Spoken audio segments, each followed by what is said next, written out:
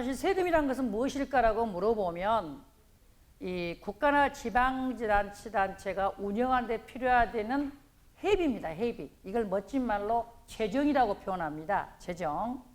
그 국가나 지방자치를 구성하고 있는 경우는요, 개인과 법인이 있습니다. 우리 대부분의 사회적 기업들 같은 경우는 법인 형태만 운영을 해야 되기 때문에 아무래도 좀 법인 중심으로 설명을 하겠습니다. 그러면 현대사에 있어서 세금이 어떤 종류가 있을까라고 보면 한 3가지 형태로 나눠집니다. 첫 번째는 소비에 관한 세금. 우리가 소비를 하면 굉장히 행복합니다. 여러분 오늘 점심 때 어떤 거 드셨는지 모르겠는데 예를 들어 나는 칼국수를 먹었다. 칼국수 먹으면 굉장히 행복하거든요. 어제 우리 친구와 함께 가을맞이 내가 옷을 하나 샀다. 그 옷을 하면 또 굉장히 행복하거든요. 그래서 아까 옷 같은 경우 물건, 이걸 세법에서는 재화라고 표현합니다. 재화. 영어로는 굿즈. 좋다는 굿에다가 S자 들어가는 거예요. 그 다음에 우리가 맛있는 음식을 먹고 가수의 공연을 보고 영화를 보고 이런 경우는 용역이라고 표현합니다. 용역. 영어로는 서비스. 이런 재화나 용역을 소비하는 소비자가 부담하는 것을 현대 각 나라들의 경우는 세금에 반드시 포함을 시키고 있습니다. 그래서 보통 소비세라고 이야기를 합니다. 예를 들어 제가 2020년 11월 한 달 동안에 옷도 하나 사고 영화도 보고 밥도 먹고 택시도 타고 이런 여러 가지 소비 활동을 했습니다. 그러면 당연히 그 소비세는 소비한 제가 내야 됩니다. 소비세는 소비자가 내는 거예요. 자, 그런데 세금은 개인들의 경제적 부담을 지는 거예요. 그래서 모르면 안 내고 싶어 하죠.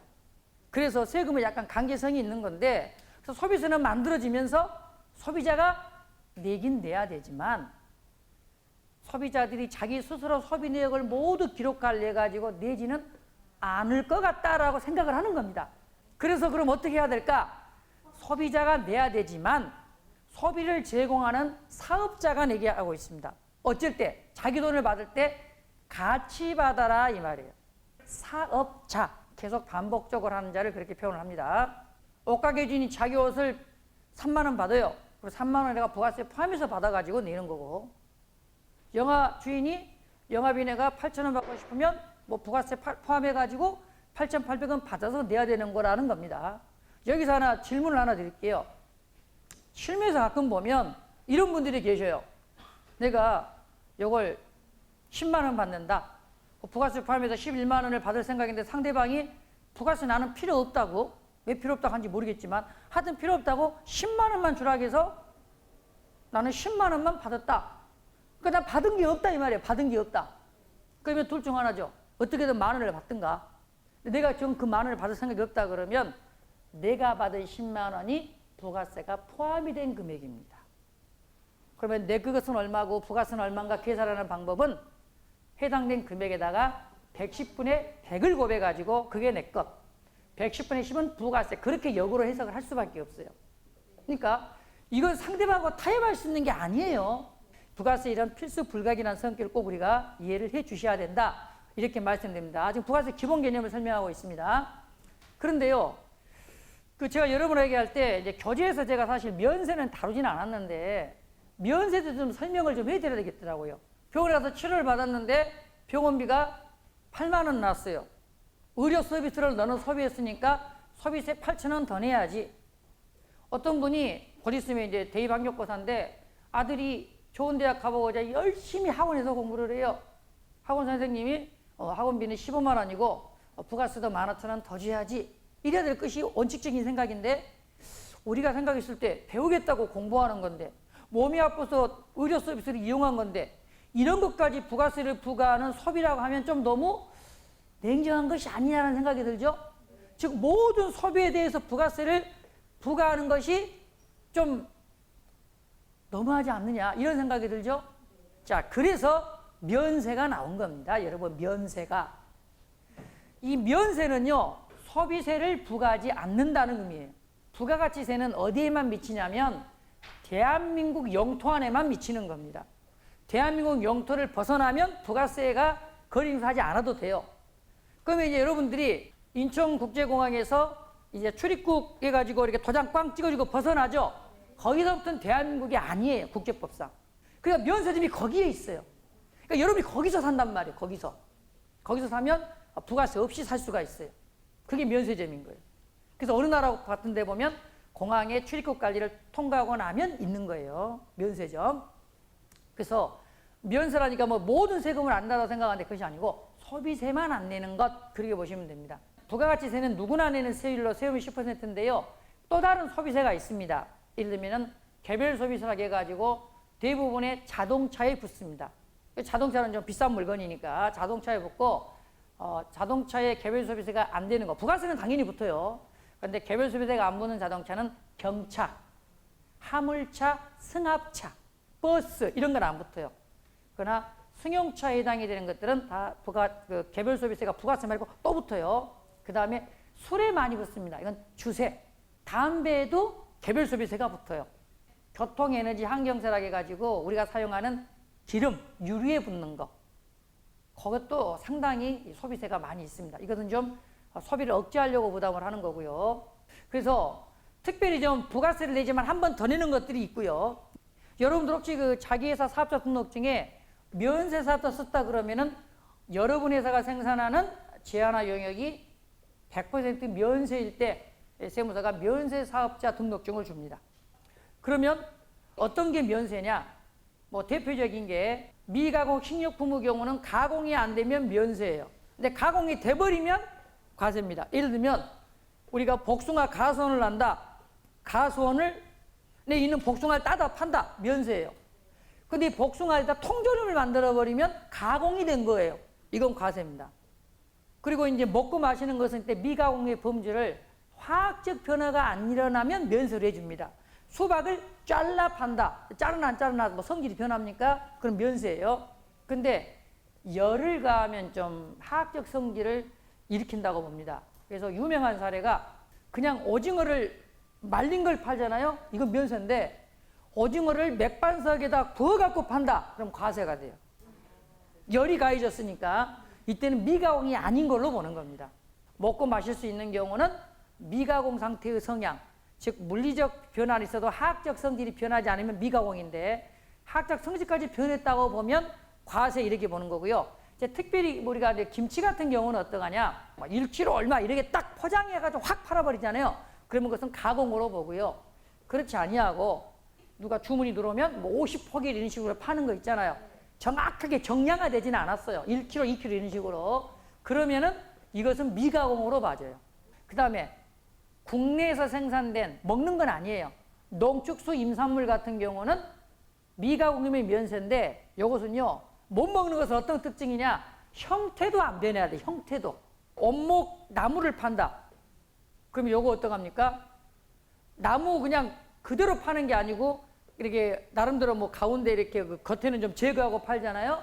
그럼 형태가 바뀌었죠. 과세로 되는 겁니다. 그래서 모래 같은 것도 과세.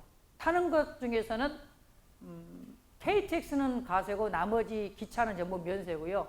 택시 과세, 버스 면세 이렇게 돼 있고 목포나 여수 같은 데 보면 이런 연안 여객선을 다니는 그런 그 배 있죠. 이런 경우는 대부분 면세인데 제주도 가는 그런 배 쾌속선 이런 것들은 또 과세고 이런 식으로 돼 있습니다. 그래서 여기 이미 오신 분들 같은 경우 자기 회사가 만든 그 생산품 같은 게 과세인지 면세인지 어느 정도는 확인이 됐었을 텐데 혹시 면세인 분들은 다시 한번 의문을 한번 품으셔야 돼요. 이게 진짜 면세가 맞는지 한번 다시 한번 체크해 보셔야 돼요. 그리고 제일 처음에 사업을 하신 분들 같은 경우는 본인이 면세인 것 같다 그러면 더블 체크, 두세 번 체크하셔야 됩니다. 왜 그러느냐? 면세인 줄 알았는데 이게 과세래 그러면 거의 대부분 회사 문 닫습니다. 그냥 끝나요. 몰랐다. 모른 것은 모른 거예요. 여러분 세무서의 세법 중에 모르면 넘어가자는 하나도 없습니다. 몰랐다는 것은 어떨 때는 좀 의미가 있느냐? 형법에는 의미가 있어요. 형법은 알고 했다. 악이라고 그래. 악이 표현을 모르고 했다 그러면 선이라고 그래요. 그래서 형법의 경우는 악이면 사형이 나오는데 선이면 무죄가 나올 정도로 차별이 있는 것조차도 있어요.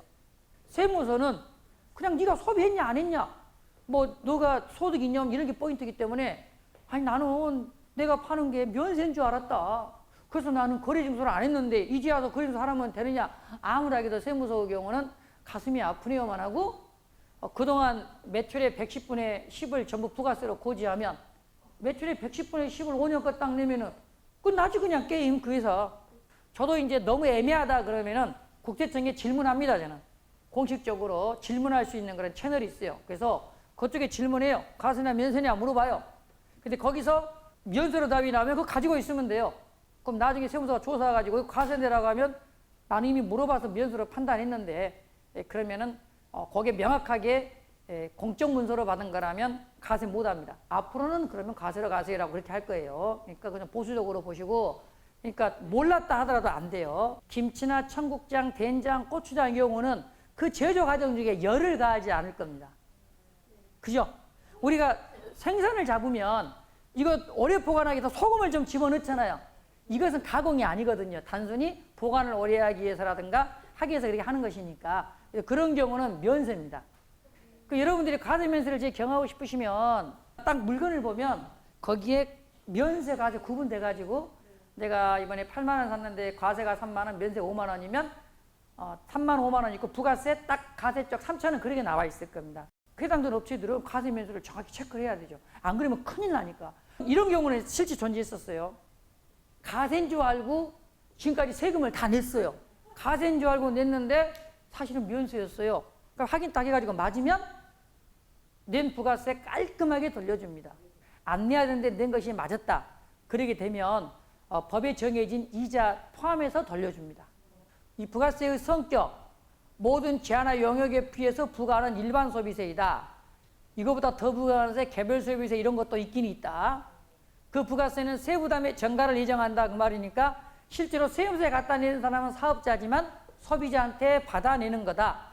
내가 소비자한테 안 받았다고 아무리 이야기를 해도 이 부가가치세의 경우를 보면 우리나라는 전 단계 세액공제법을 씁니다.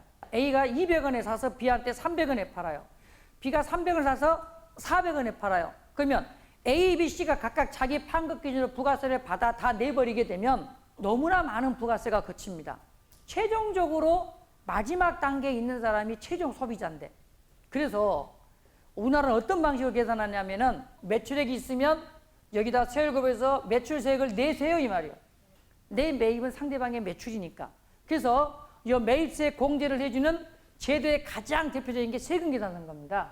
그래서 내가 물건을 상대방한테 3천만 원 샀다. 그리고 부가세 300을 줬다. 그럼 세금 나서 딱 받으면 여기 나오잖아요. 부가세 300 기록돼 있잖아요. 이걸 세무서에 제출을 하면서 300을 공제를 받으시라 이 말이죠. 과거에는 이 매입세 공제 입증 자료가 거의 세금 계산서 단일만 가지고 하다가 최근의 경우는 신용카드 등도 인정을 해주고 있습니다. 우리 법인의 신용카드로 결제한 거. 그 다음에 또 많이 들은 질문이 그래요. 법인 신용카드면 좋은데요. 법인 신용카드 말고 대표이사가 급하니까 자기 카드로 결제했어요. 우리 회사 부장이 자기 카드로 결제했어요. 이건 어떡하죠? 라고 물어보시는데 그게 회사 업무에 사용된 것이 맞다면 법인 신용카드 아니고 대표이사, 부장, 과장, 직원 신용카드에도 인정됩니다. 근데 이제 법인 게 아니니까 세무서가 이상하게 이 회사는 신용카드로 매입세 공제를 받는데 꼭 직원들 것만 갖고 받네. 그러면은 왜 이런 불편한 행동을 하지? 그래서 이런 금액이 많으면 세무서가 정말 이게 회사 업무에 사용된 것이 맞을까? 직원들이 자기 개인적으로 쓴 것을 부가세 덜 내려고 회사 비용 처리한 게 아닐까라는 의심이 좀 커집니다. 그래서 될 수 있으면은 세금산서를 최대한 활용하시는 게 좋고요. 그 다음에 신용카드도 법인 신용카드로 될 수 있으면 하시는 게 좋아요. 그리고 실제로 임직원은 신용카드라 하더라도 안 된다는 게 아니고 업무화된 것이 명확하면 되는 건 맞습니다. 그 다음에 또 최근에는 현금 영수증도 해줍니다. 근데 현금 영수증은 주의할 게 있네요. 이 많은 사람들이 현금 영수증 그러니까 무조건 된다고 생각하는데 현금 영수증의 경우는요, 두 가지가 있어요. 소득공제용, 지출증빙용. 소득공제용은요, 근로소득자들이 나의 근로소득 연말정산할 때 내가 현금 영수증 같은 걸 좀 사용을 하면 자기 소득세 계산할 때 조금 빼주는 그런 제도가 있어요. 이게 소득공제용이에요. 그러면 지출증빙용은 뭐냐? 사업자가 내가 사업에 관련된 비용을 쓰면서 우리 현금으로 지출한 겁니다. 이 말이에요. 법인세의 비용이기도 하고요. 부가세 매입세 공제가 되는 현금 영수증은 지출 증빙용이에요. 소득공제용은 직원이 자기 개인적 용도로 쓴 것이고 내 연말정산할 때 이거 고려해 주세요라고 하는 거예요. 그러니까 지출 증빙용.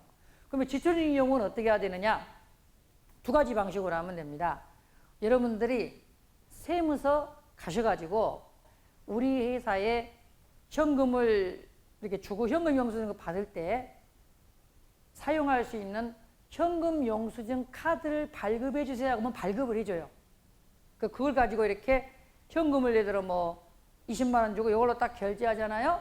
그러면은 그 카드에 우리 회사의 사업자 등록번호가 이미 입력이 돼 있어요. 그러니까 따로 상대방한테 복잡하게 말할 필요 없이 바로 현금 영수증 확인 내역이 이렇게 출력이 됩니다. 그리고 현금 영수증으로 결제한 경우는 실제로는 보관 안 해도 됩니다. 왜냐하면 국세청 홈택스에 그 기록 관리가 다 돼 있으니까 들어가서 찾을 수가 있고요. 그 다음에 현금 영수증을 발급을 해달라고 하면서 지출 증빙용이란 말을 꼭 하셔야 돼요. 그러면 상대방이 사업자 등록번호를 물어볼 거예요. 그러면 사업자 등록번호 10자리를 말을 해줘야 돼요. 생각이 안 난다. 그런 걸 대비해서 카톡 같은 데 이렇게 찍어 놓으시면 좋아요. 근데 정말 드물게 어떤 분들이 계시냐면 현금 영수증을 발급해 주세요 그래요. 그러면 거기서는 뭐라고 그럴까요? 이 식당들 같은 직원들은 현금 영수증이 두 가지로 사용이 가능하다고 모릅니다.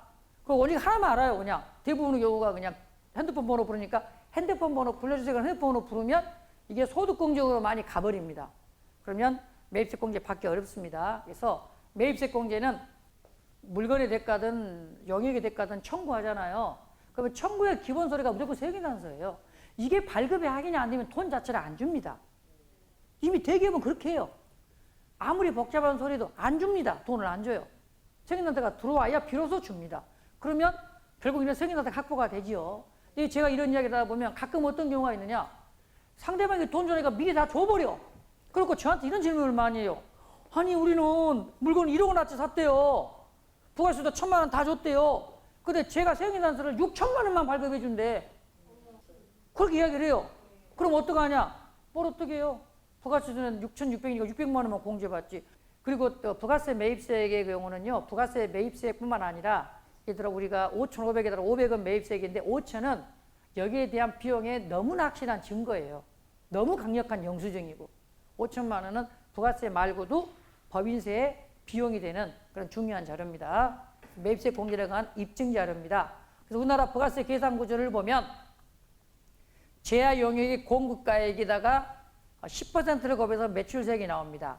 0%라는 경우는 뭐냐면 영세율 들어봤어요? 영세율? 영세율은 세율이 0이다 이거예요. 그러니까 0은 어떤 말이겠느냐? 아무리 많은 숫자도 0을 곱해버리면 0이 돼버려요.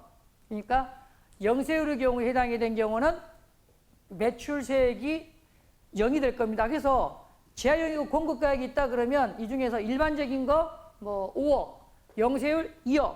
그럼 5억에는 10% 곱하고 2억에는 0을 곱하겠죠. 그럼 매출세액은 5천만 원 이렇게 되는 겁니다. 영세율의 경우는요.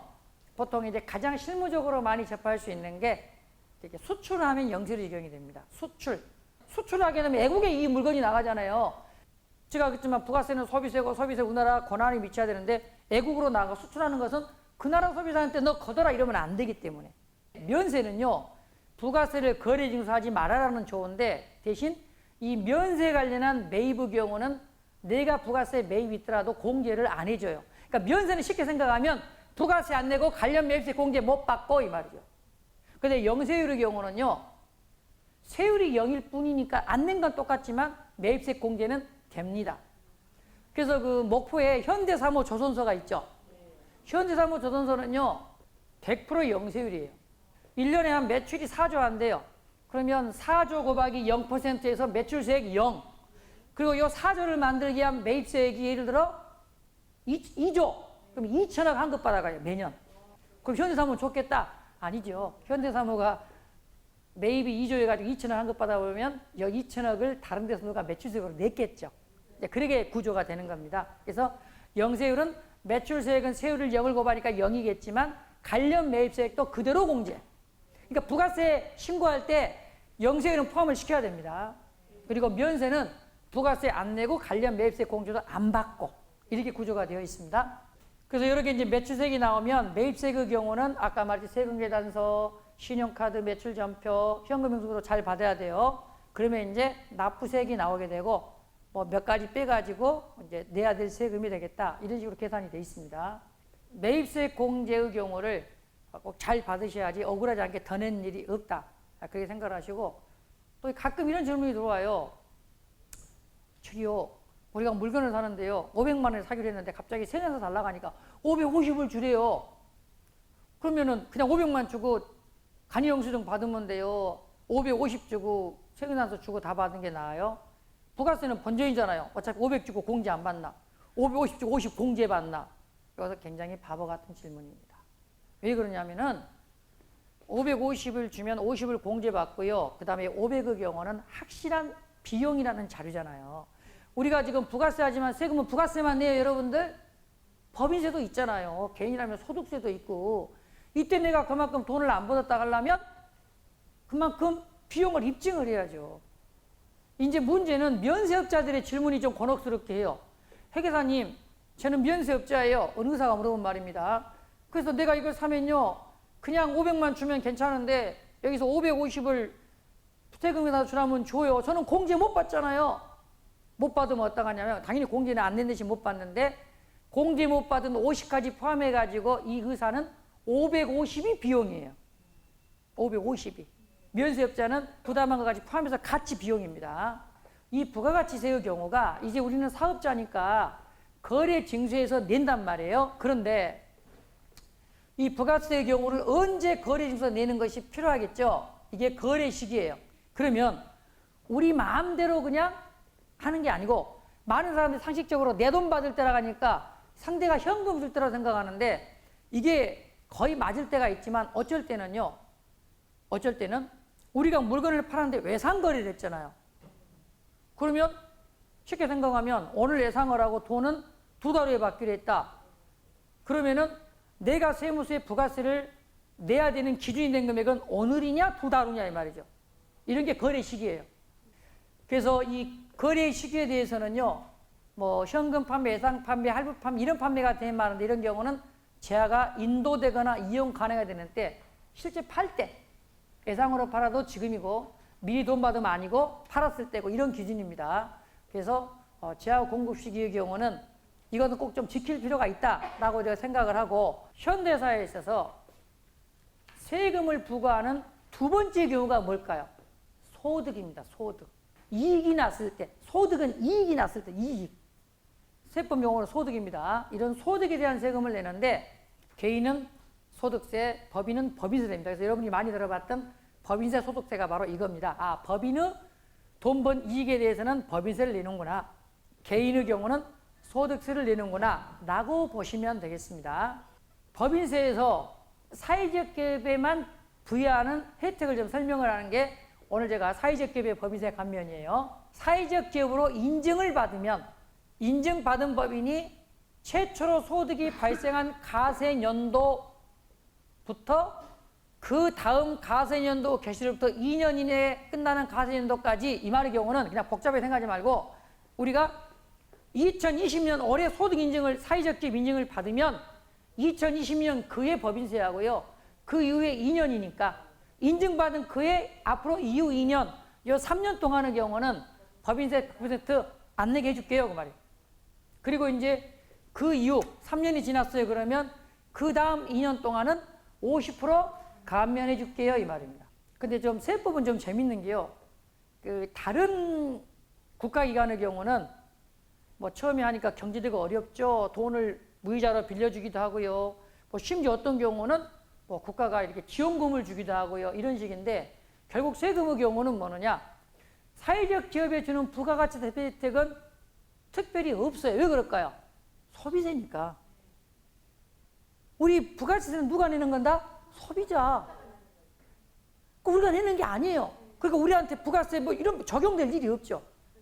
그래서 부가가치세법에서는 아니 사회적 기업이 정말 사회적으로 중요한데 왜 부가가치세법에서는 뭐 특별한 혜택이 없을까?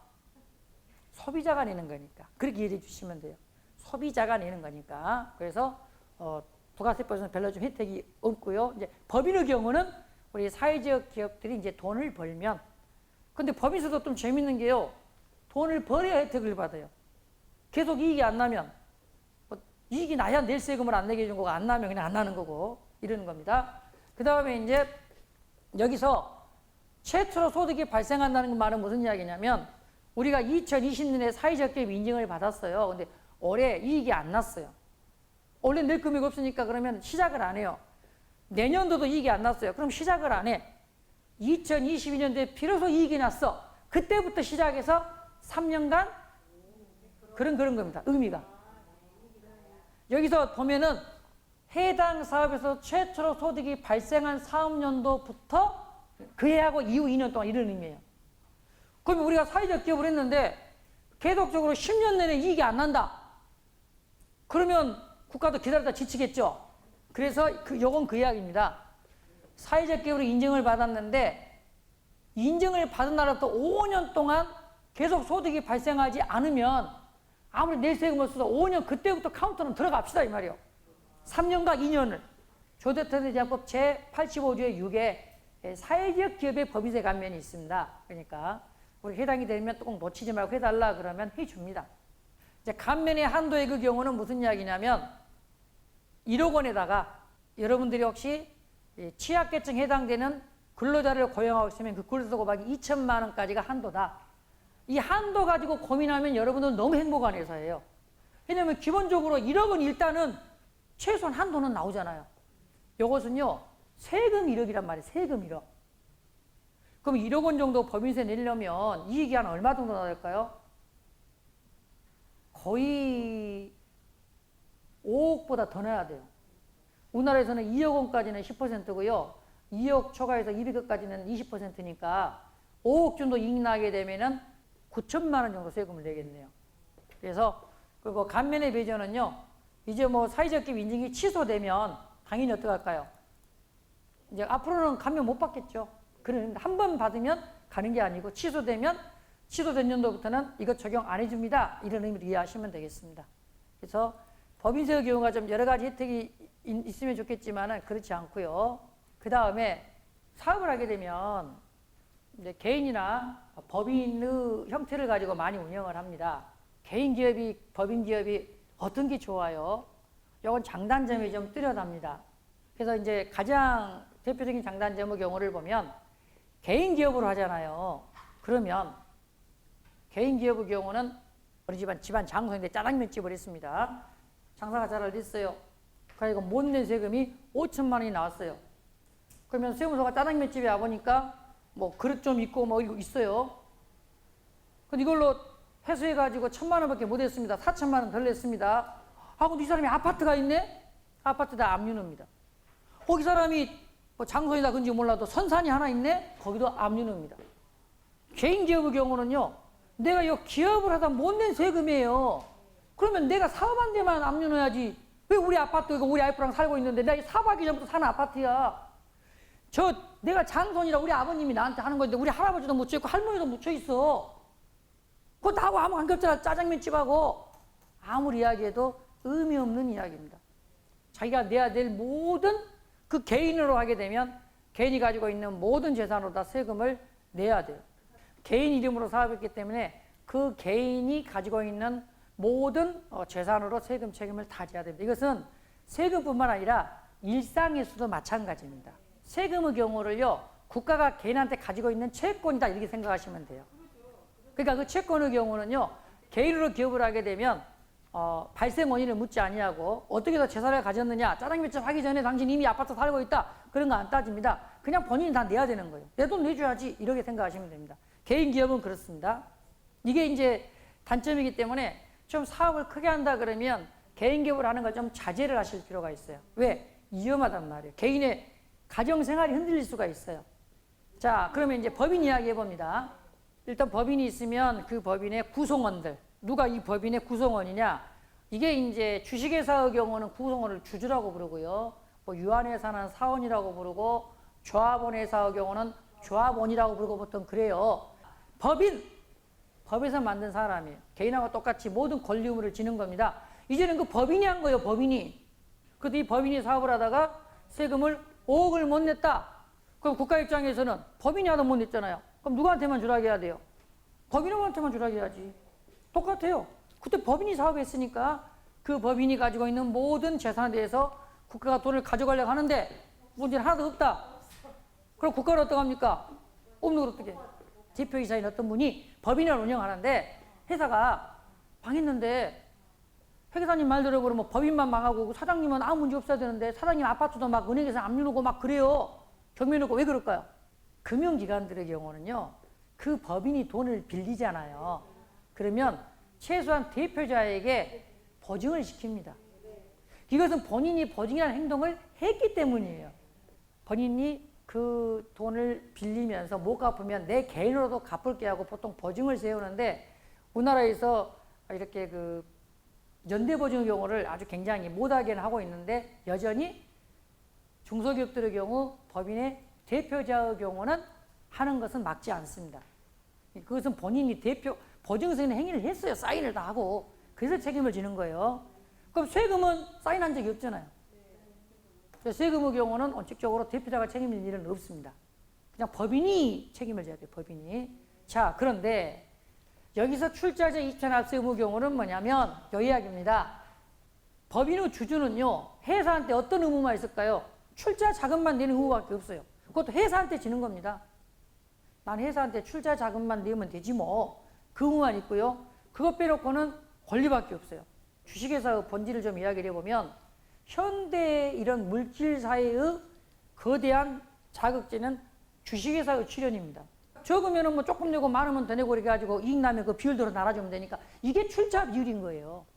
그래서 장사가 잘 되면은 그 비율에 따라서 배당도 나눠주고 또 필요하면 다른 사람한테 내가 팔기도 하고 이걸 자유롭게 팔 수 있게 해주는 게 상장법인이라는 거예요. 그러니까 여러분 주식 투자하지 말란 말이고 제발 하려면요. 내가 그 회사의 출자자가 되는 거예요. 모르는 회사는 함부로 투자하지 마세요. 출자자는 동업을 하는 거고 언제든 그런 경우를 쉽게 팔 수 있게 해주는 게 상장법인이고 그러면 내가 하기 싫다 그러면 팔고 나오는 거고 이러는 겁니다. 이게 이제 주식의 특징인데 이렇게 주주들의 경우는 자기가 낸 지분의 경우만 책임이 있고 망하면 회사가 쫄딱 망해도 이 돈만 없어지면 되니까 다른 책임이 없어요. 이게 이제 현대사에서 쭉 역사도 흘러내려오는 법인의 유한 책임, 한도가 있는 책임의 본질입니다. 근데 세금이라는 것은 다시 이야기를 하면 한 나라를 운영하는 지탱이 두 번째가 국방과 납세예요. 그래서 만약에 여기다가 이런 법인의 경우를 보면 누가 법인으로 설립해가지고 돈을 막 벌면 그건 뭐 멋있게 폼적으로 쓰다가 망하면 보통 망하면 이미 법인 재산도 없습니다. 실무적으로. 다 빼고 팔고 없어가지고 국가가 세운 거 들어가면 쫄딱 망해있고 거둘 방법은 없고 얘는 법인을 또 설립을 해. 또 설립을 해. 또 해가지고 이익 나면 자기 갖다가 또 망하면 국가는 손 빨고 이러잖아요. 이거 안 되겠다. 그래서 이걸 악용하는 사람이 있더라. 그래서 어떻게 하느냐. 가점주주 경우는 법인이 못 낸 세금을 2차로 내야 되는 규정이다. 이게 제2차 납세 의무예요.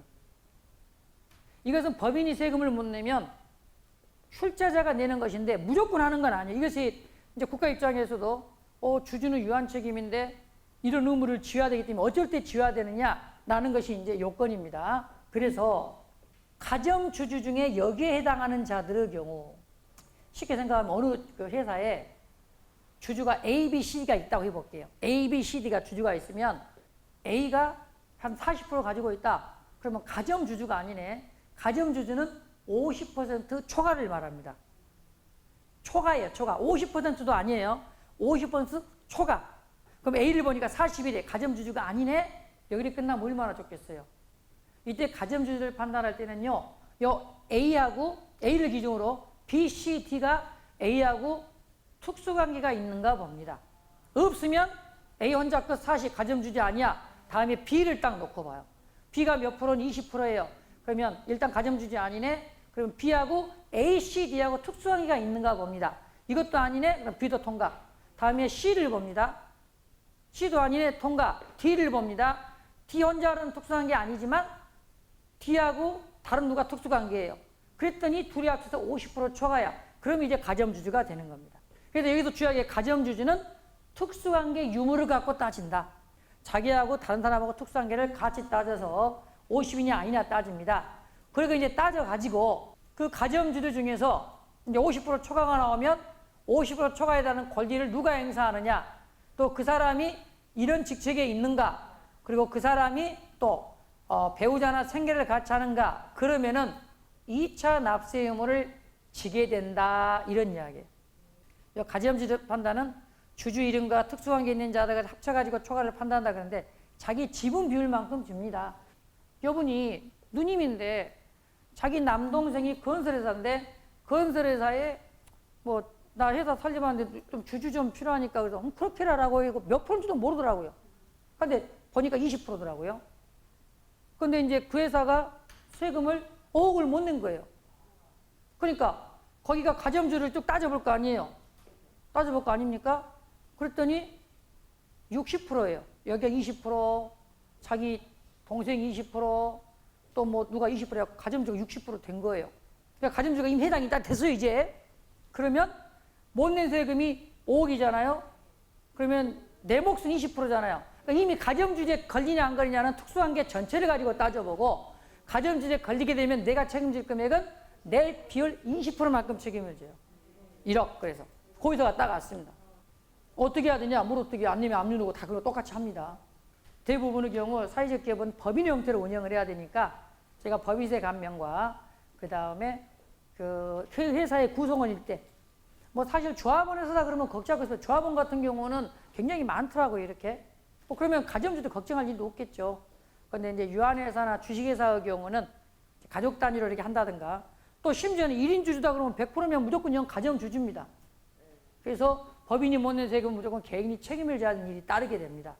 이거 여러분 아무것도 아닌 것 같지만 이 가점주주 해당이 안 되면 제가 아는 업체 하나 최근에 세무조사를 받았는데요. 한 세금이 5억 나왔어요. 근데요, 이분이 가지고 있는 게 50.5예요. 그리고요, 특수관계에 해당이 되는 자기 와이프 쪽에 5천이어가지고 거가 가점주가 아니에요. 그래서 거기는 빠지고 본인이 50.5였어요. 그래서 5억에 대한 세금이 50.5인 것을 물어내야 됩니다. 근데 이게 왜 50.5였느냐? 이분이 과거에 법인을 설립할 때 그때 당시 가점주주 기준은 51% 이상이었어요. 그러니까 가점주주 안 되려고 이분이 50.5로 한 거예요.